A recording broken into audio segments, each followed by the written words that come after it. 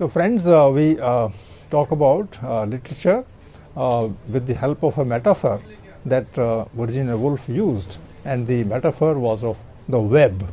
It's a pattern made of threads, and those threads are connected from all sides with other threads, and that pattern is called a web.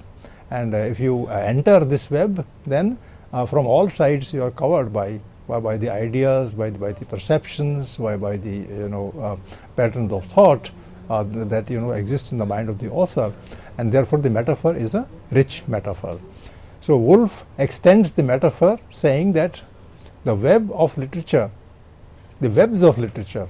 are not spun in mid-air by incorporeal creatures. Incorporeal, that is not existing actually without a body, but are the work of suffering human beings.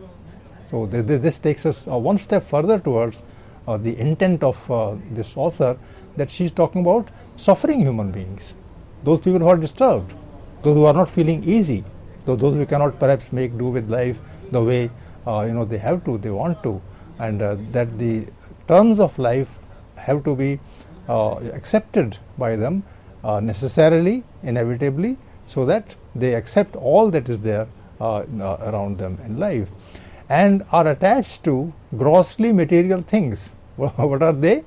Grossly material things. Why does she use the word grossly? Let's see. Like health and money and the houses we live in. So you can see the humor, you can see the wit, that these are the basic things, and all of us need them, and that they also in fact bring in the question of dignity. If you don't have them, if you don't have a good health, if you don't have material things in that sense, money for instance, or a house to live in, then your dignity will be compromised. But she says gross things. Why does she use the word gross for this? Think about it.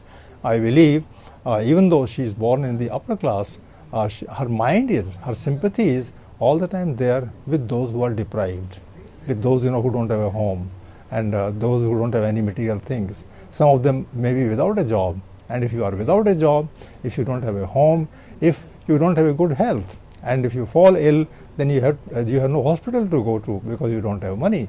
So these are the basic things, and she says grossly material things. Well, she's laughing in her sleeve, and she's telling us that these are the important things, and literature is connected with the problems of actual people who are deprived.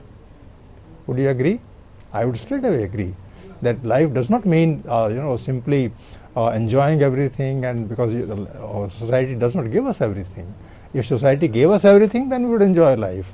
But there is a whole section of society which faces the problem of unemployment, faces the problem of disease, faces the problem of shelter, and if these things are not there, then the person would imagine only, the person would wish, the person would dream about certain things, and that imagining, that dream, that wish actually hides within itself what can be called literature. So she is defining literature that way, and at the back of her mind, I think, is the fate of the woman, because she is talking about women writers generally. So you can think about the problems that she has raised, and she is laughing inside herself, but actually she is enjoying all this, and she is pointing towards certain aspects of reality that have to be taken seriously. And she is a serious writer, and then she says that these problems actually are the problems of those whom literature is supposed to cover, and in fact covers. So she is paying a tribute to literature, that literature actually is connected with people who suffer, and they suffer because they don't have supposedly grossly material things. Particularly if you have a house, then you think that the best place in the world is heaven. The best place is to think about your own salvation. So that way you are cut off from reality. And she says that be with reality, be with these supposedly grossly material things, suffer, and then you think and write. That's how writing is possible. Then she says, in England, in the words of historian Trevelyan, she says, marriage was not an affair of personal affection. Why should people marry one another, to two individuals, a woman and a man? What makes them decide to marry? And she says, they don't decide. There's no question of personal affection, personal sentiments, personal feelings between the two individuals who want to marry. In England, she says. She's talking about the history of England. She's talking about the Elizabethan period, the 17th century, the 18th century, the 19th century. And she is quoting the great Trevelyan, the historian, and she is using her words, his words to explain to you as to what marriage meant to men and women in history, in the recent history at that time in England. And these are the words of Trevelyan. He says, marriage was not an affair of personal affection, but of family avarice. Imagine if the family wanted money, then money will change hands. The man will get the dowry, and that will be the expense of the woman's family. So families have that kind of avarice, that kind of greed, that kind of love for money, and for that they are arranging marriages at that time. So without dowry, no marriage is possible in England in the 16th century, 17th century, 18th century, 19th century. Particularly in the chivalrous upper classes. She's talking about upper classes. Upper classes were not idealists. They were not kind. They were not sympathetic. They didn't have any sense of love. They were basically interested in money, and they called themselves chivalrous. They will show off all the great things, the big things, and they talk pompously and in that sense of being unreal. But then chivalry was just to show off to people that they were great people. So chivalrous upper classes is the word that she's using for them, which means that she is looking at the upper class with a sense of contempt. And then she says betrothal. Betrothal is engagement ceremony, that is between for marriage between a man and a woman. Betrothal often took place while one or both of the parties, that is the man and the woman, was in the cradle. Cradle means that you were just 4 or 5 years old or 10 years old, and you had not moved out of the home at all. You were a child. The woman also was a child, and the marriage was decided. So marriage, in fact, was made. So it took place while one or both of the parties, man and woman, was in the cradle. And marriage when they were scarcely out of the nurse's charge. So imagine that the children were under the care of the nurse, and at that point of time their marriages were decided. What kind of marriage was this? The child did not know whom he or she was going to marry, to live with all one's life, and their families decided. And the basis of the decision of the marriage of two individuals at that time was money, was changing, luxury, changing hands, the money changing hands, and the more money, the more chances of the marriage, taking place in happier circumstances. So this is how, marriages were decided.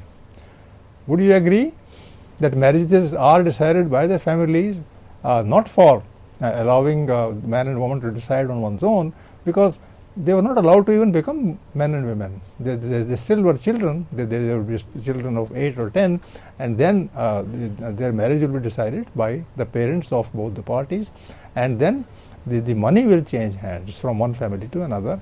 That's what marriage was. And she says, I'm not talking just on basis of hearsay. I am quoting Trevelyan, the great historian of England, who wrote the history of England, and there she is quoting the sentences that he uses. The description goes further. A very queer, composite being thus emerges. This kind of a marriage. That you have a marriage in this sense, then what kind of a partner does one get in life, wife or husband?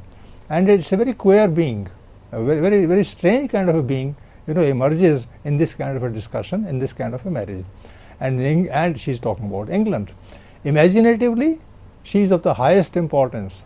The woman has very high importance in literature, in the imagination of human beings.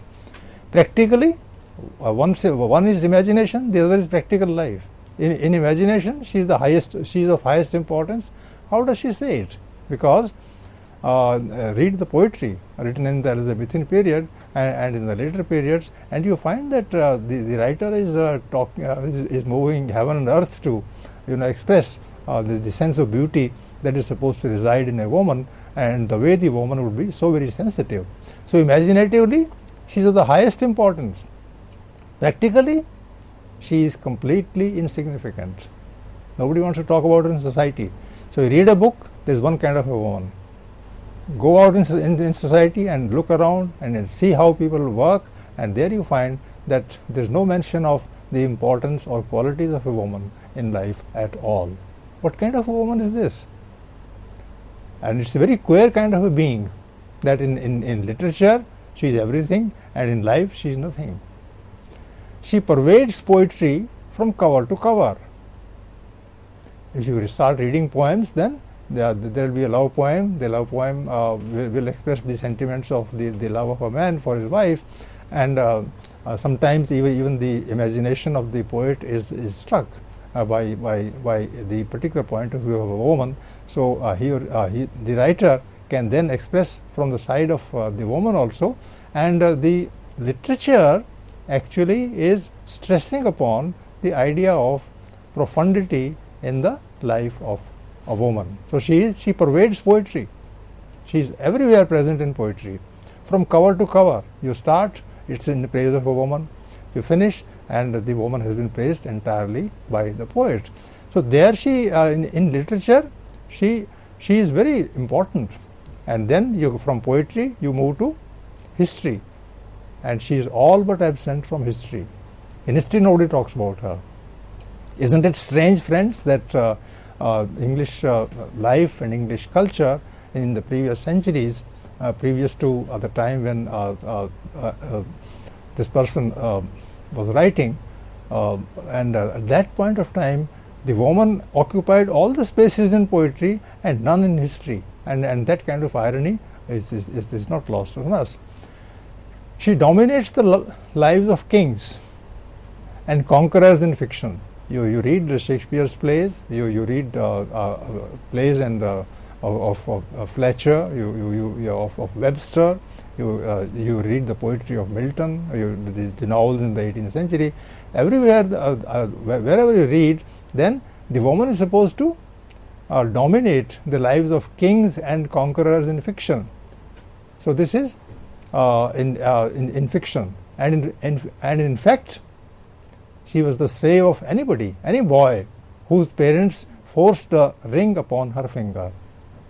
How sharp the person is. Virginia Woolf is so sharp that she says that in literature she talks to kings and she dominates them, and in real life she doesn't have any say at all. And the parents can force her to wear a ring of anybody that they want, so that she becomes his wife. Some of the most inspired words, some of the most profound thoughts in literature fall from her lips. So you read a poem, read a play, and just read the dialogues, or you go to watch a play and watch the stage from where the stage from where the woman will talk, and you will see that she has great thoughts as a woman character. In real life, she could hardly read, could scarcely spell, and was the property of her husband. So this is the kind of queer being that the woman has been in reality and in literature, and the woman has borne difficulties of this kind from these two different levels of existence. So she is that way problematizing the fate of the woman in the 20th century and in the previous centuries, and the fate is not changed much. The only thing is that she, being from the upper class, is able to write novels, and there were a few individuals earlier also who wrote novels, and we have discussed them in this series. But then, if you look at a society outside these novels, in reality, then the woman doesn't have any place at all. She doesn't enjoy any luxury. She doesn't enjoy any good circumstance, and therefore, this kind of a gap between the imagined and the real exists in her case. What would have happened, she says, had Shakespeare a wonderfully gifted sister called Judith, let us say? She is raising this question. Suppose Shakespeare, had a sister, and if he had a sister, you can also suppose what name she bore, and her name, let's say, is Judith. Would she be able to write like Shakespeare?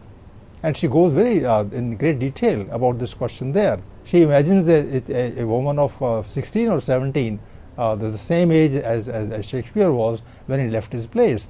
Shakespeare, at the age of, when he was a teenager, then he left his village and went to London. And in London, he was in touch with, he didn't have any place to go to. Therefore, he must have gone to us, and all this is shrouded in mystery. Nobody knows where Shakespeare, when Shakespeare, went on the first day. But then this is all hearsay, and the writer, that is Virginia Woolf, is imagining that suppose Shakespeare was not Shakespeare, a male, but a woman, a girl, and the same age, the girl called Judith, his sister, went to England. Would she become a writer? Would she become an actor? Would she become a dramatist? This is the question she is posing, and it says nothing doing. First thing is, her father would not allow her to go, and in fact, her father would allow her to marry as soon as possible. If she did not agree to the idea of marriage coming from her father, do you know what he would do? He would literally break her bones. He would beat her up black and blue, and he will force marriage upon her. And then Virginia Woolf, being Virginia Woolf and a writer, she says maybe in some cases the father would not feel happy that he is beating up the woman, but what can he do? So he has tears in his eyes, and he is also working under pressure from the neighborhood, who in fact dictates terms to every father that the daughter be married as early as possible. So maybe the daughter also understood it, that father was in love, was loved her as daughter, but then he was also forced by circumstances to compel her to marry. In that case, what would such a woman do? Because she wanted to write, and she says, let us say, he says, then she would steal away from the family, at the dead of night, and she would start walking towards London. Would she ever reach? Virginia Woolf doesn't tell us all this, but she says, okay, she reaches London. Where does she go? She goes to a theatre. Would anybody allow her to enter? No.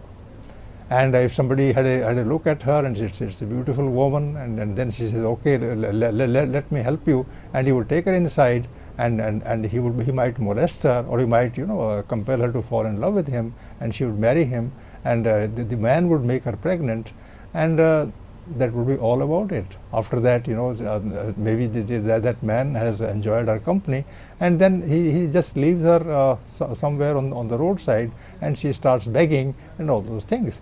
So women had absolutely no scope to realize their dreams, which were literary. This is the point she is making. So Shakespeare became Shakespeare. He wrote those plays as Shakespeare because he was a male, and as a male he could struggle.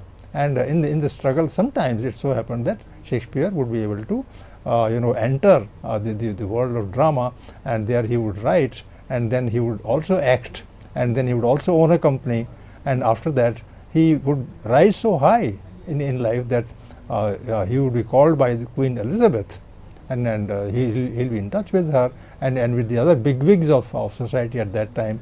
But this kind of right, this kind of possibility, this kind of a scope for succeeding in life was not available to the imaginary sister of Shakespeare, with the imagined name Judith, and no woman at that time could write like this. This is the point she is making. What should one do? One should say that a woman at that point of time would just live at the mercy of the males, and she would have absolutely no possibility of living a life of a writer. What about the 17th century then? After Shakespeare, there will be Milton, and she very seriously, she also criticizes Milton for his male attitude. Milton's male attitude that was in favor of males only, and he didn't have that kind of respect for women, says Virginia Woolf, rightly or wrongly. But then she says that after Milton you have Dr. Johnson. But then, she pays a tribute to Dr. Johnson. She quotes something from Dr. Johnson, who says that women also have great personalities and great traits, but we are not able to give them their due. And then Virginia Woolf says, Dr. Johnson says this because he is a writer, and as a writer he knows the possibilities of character, possibility of assertion in the case of a woman. But then for other people, the woman is not allowed to have any education. She cannot go to a school. She cannot read books. If she reads books, she causes raising of eyebrows in society, and this continues happening even in fact till the 19th century. Let's go further in this. It was the relic of the sense of chastity that dictated anonymity to women. So a woman's chastity, physical purity, that her sexuality was intact, and she would approve her sexuality and her chastity in marriage, and if she did not do that, then she would not have any chance of success or even existence or survival in life. So relic of the sense of chastity that dictated anonymity. So anonymity is a must. Woman should not be known to people outside her home, and there will be a veil around her face, and she would not be allowed to move all by herself on the street, and she would not allow others to even tell her name, anonymous, even literally for that matter. And this was the case about a woman. The woman had to hide herself. She had to hide her identity. If she wrote, then she had not to tell people that she wrote it. If somehow things were published, then her name will not be given there. And this says Virginia Woolf, is the case in the 19th century also, the time when she herself was born. And women, wrote on the sly, secretly. And they also sometimes, with the help of friends and with the help of family connections, published novels, published poems. But then those people had to assume male names to be taken seriously. So this is the question she is raising here. It was a relic of the sense of chastity that dictated anonymity. So if a woman wrote, she was not physically pure. If a woman published herself, published her books, then she would not be taken as a chaste woman. So chastity that dictated anonymity to woman so late as the 19th century. Anonymity runs in their blood. Even today, she says, in the 20th century, a woman would like to remain anonymous. Nobody should know who she is, what she is doing, and whether she has written that book that is published under her name. She wouldn't like to give a name to her book. So anonymity is that kind of a thing, and it is there in her blood. When she means blood, she means history. That a woman doesn't have the courage to, is not allowed in fact to come out into the open as a writer. And the desire to be veiled still possesses them, because she is upper class, so she can say all this, but then she knows that the other sisters of Virginia Woolf don't have this kind of a right unto them to express their feelings directly, and that the desire is still there, hidden in the mind of the author, the woman author, that she should remain anonymous. So anonymity actually runs in their blood. So this is the point she is making, and all the conditions of her life, says Virginia Woolf, all her own instincts, the desires hidden inside her body, inside her mind, were hostile to the state of mind which is needed to set free whatever is in the brain. This is the definition of literature, that you somehow express all that is there in your brain. But conditions of life deny it. She can't even express her instincts, and without that, how can you write? So whatever is hidden should come out into the open and should assume the form of literature. That is what is needed in order to write, what she called extraordinary literature. But it is all the time locked up in the woman's brain, and it's not allowed to come out. and take shape in words unhindered by the social constraints. But what is the state of mind that is most propitious to the act of creation, I ask, she raising the question. Would we as readers, would we as onlookers, would we as people who are interested in literature, would we ever know the kind of person wrote the book that we read? The state of mind is that we wouldn't be allowed to know the state of mind of the writers of the past. And in fact, she talks in this essay that till the 19th century, women were not writing their biographies or their autobiographies. They would not write their reminiscences. The people who did, the women who did, they did it stealthily, and which means that nobody knows about the state of mind of a person who is writing. So I read a book, I read a novel, and sometimes I want to know who this person was, what was there in his mind, why did he write it? We can't ask this question if the writer belonged to the 17th, 18th, 19th centuries. In the 19th century, she says there are certain examples, specific examples, where women would sometimes write about their personal feelings. And the question is also raised in the 20th century that you talk about the state of mind of the author when he or she wrote. And the answer is a complete no in the case of women and a partial no in the case of males. Because even writing itself, even by the males, does not reflect in very clear terms the state of mind. It is there perhaps in the book, but then it is not authenticated by anything that the writer may be saying or his friends might be saying about him.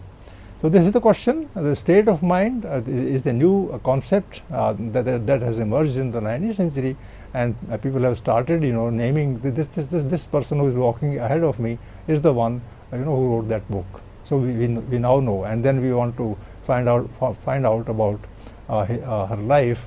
The person she was the wife of or friend of, and sometimes in first person the writer is able to tell us in her diary, and that diary can be published.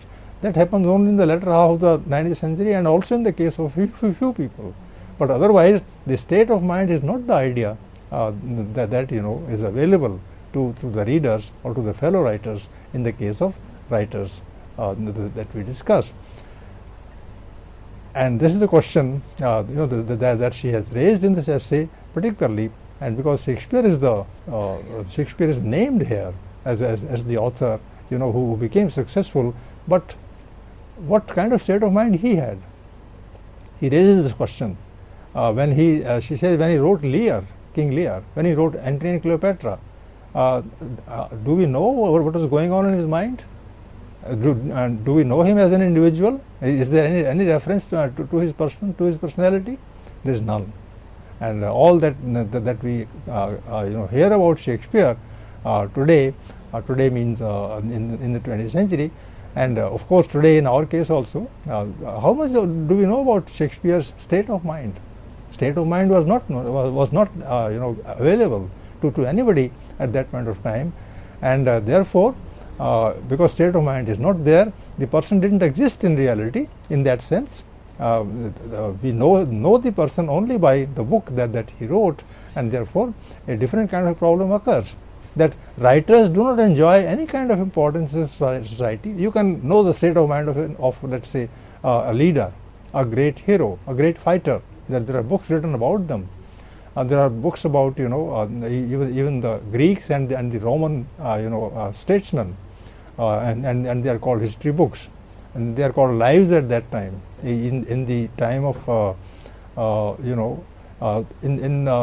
till the 16th, 17th centuries, writers were not of any interest for the common people, common public. So Shakespeare is not known to anyone outside the world of theatre. They go, they watch the theatre, and then they come out after having enjoyed it. So state of mind is the important question that is being raised, and then she goes back to the last thing, and I'll conclude with this.